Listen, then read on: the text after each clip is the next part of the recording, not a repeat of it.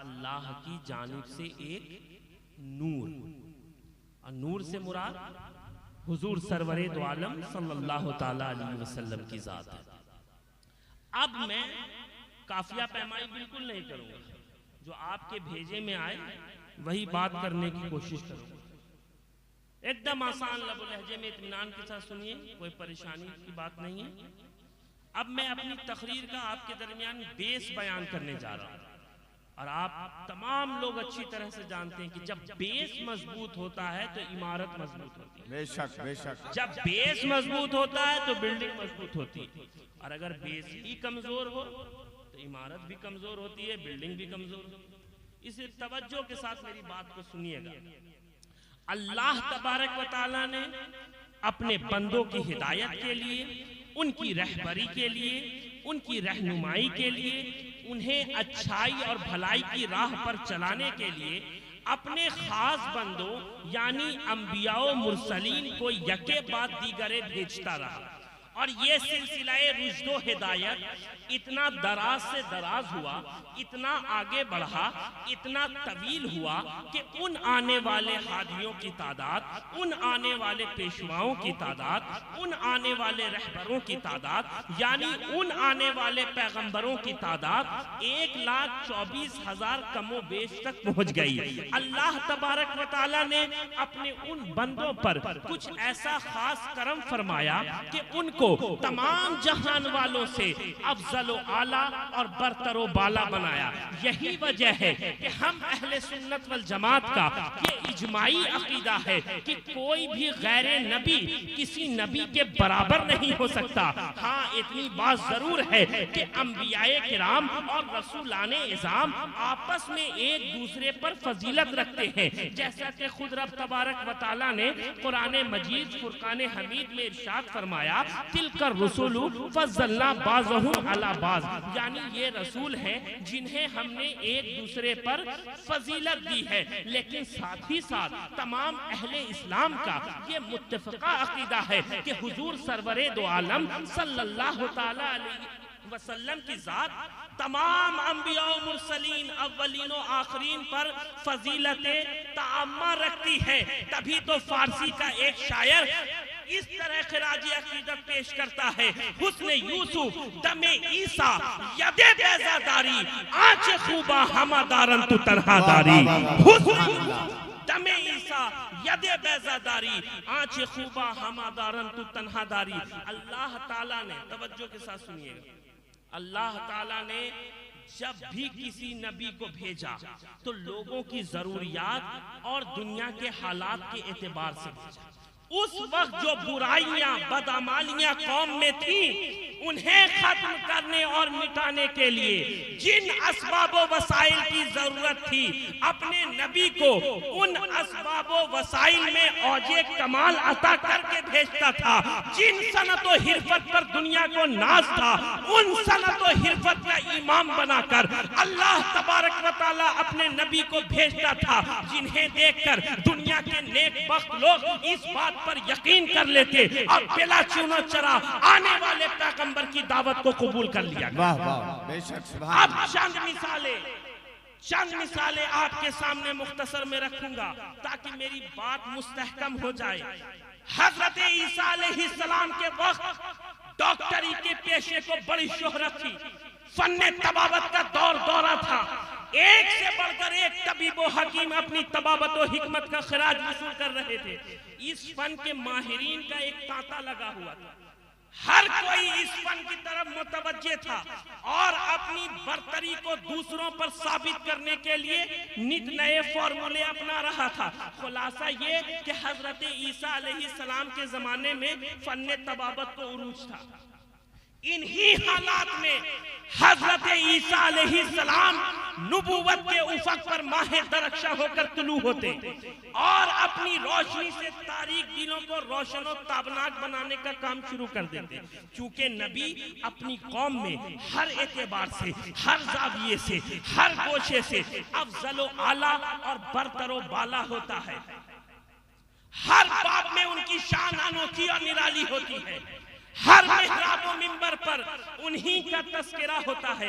यानी पूरी कौम में नबी के बराबर, नबी से बढ़कर कौम का कोई फर्क नहीं होता। यही वजह है कि नबी अपनी जात में भी बेमिसाल होता है और सिफात में भी, फजलो कमाल में भी बेमिसाल होता है और जुदो नवाल में भी, इखलाक में भी बेमिसाल होता है और किरदार में भी। तो अभी बात चल रही थी कि हजरत ईसा अलैहिस्सलाम के जमाने में फन्ने तबाबत को उरूज था, उसी का दौरा था। अल्लाह सुब्हानहु व तआला ने जब हजरत ईसा अलैहिस्सलाम को उस दौर का नबी बनाकर भेजा तो उन्हें फन्ने तबाबत व हिकमत में ऐसा कमाले उरूज अता किया कि जहां सारे तबीबों की तबाबत दम तोड़ देती है, वहां से हजरत ईसा की मसीहाई का आगाज। नारे तकबीर, नारे रिसालत, जश्न ईद मिलादुन नबी, हुजूर अहरारे मिल्लत। अब दुनियावी मिसाल से आपको बात समझाना चाहता हूँ। आप अच्छी तरह से जानते हैं कि दुनिया का कोई भी डॉक्टर, तबीब, हकीम, वैद्य उसी वक्त तक मरीज का इलाज करता है जब तक उसके जिस्म में जान बाकी। लेकिन जैसे ही रूह जिसमें इंसानी से निकल जाती है तो दुनिया का बड़ा से बड़ा डॉक्टर, हाँ वो डॉक्टर मायागंज का हो, फोर्टिस का हो, एम्स का हो, रविंद्रनाथ टैगोर का हो, हिंदुस्तान का हो या दुनिया के किसी कोने का हो, बड़ा से बड़ा डॉक्टर भी आई एम सॉरी कहकर अपनी बेसात तबाबत लपेट देता है। लेकिन हजरत ईसा अलैहिस्सलाम की शान क्या है? अगर मिंबर वाले सो जाएंगे, अगर आप लोग सो जाएंगे तो फिर इनका क्या हाल होगा? अगर किसी और लैंग्वेज में तकरीर करवानी है तो वो भी बोलिए। लेकिन हजरत ईसा अलैहिस्सलाम की शान ये है कि आप मुर्दों को जिंदा कर दिया करते, मादर जात अंधे को बीना और कोड़ के मरीज को बगैर किसी दवा के अपने दस्ते शिफा से शिफायाब कर दिया करते।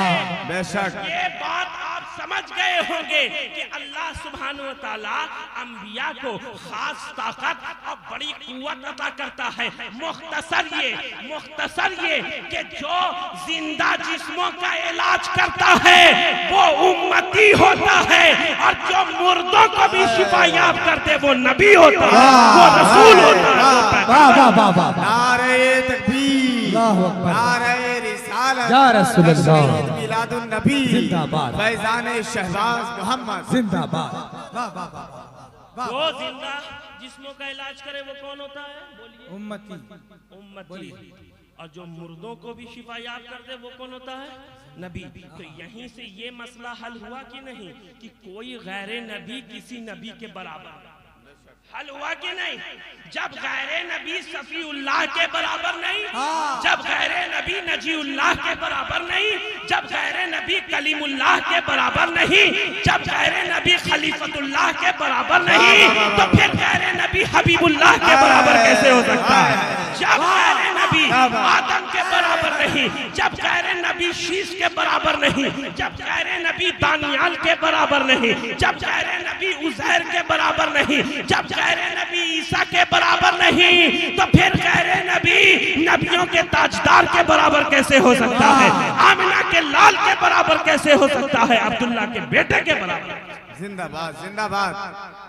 क्या बात है? या रसूल अल्लाह, या रसूल अल्लाह, जिंदाबाद, जिंदाबाद। अल्लाह अकबर, या रसूल अल्लाह। तो क्या समझ में आया? इम्तियाज भाई तवज्जो चाहता हूं कि नबी अपने जमाने में सारे लोगों से अफजल व आला और बरतर व बाला होता है।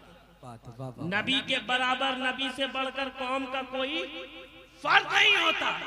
चूंकि खुदा अंबिया को तसर्रुफ व इख्तियार का मरकज बनाकर भेजता, उस वक्त के हालात का जैसा तकाजा होता है उससे मुकाबला करने के लिए जिन जिन ताकतों की जरूरत होती है वो सब अपने नबी को अता करके लोगों के दरमियान भेजता, जिनके सामने दुनिया की सारी ताकतें दम तोड़ देती। दुनिया की बड़ी से बड़ी ताकतें भी आपके सामने जेर हो जाया करती। अगर इजाजत हो हजरत तो एक और मिसाल रख देना चाहिए। नवाजिश करम अता।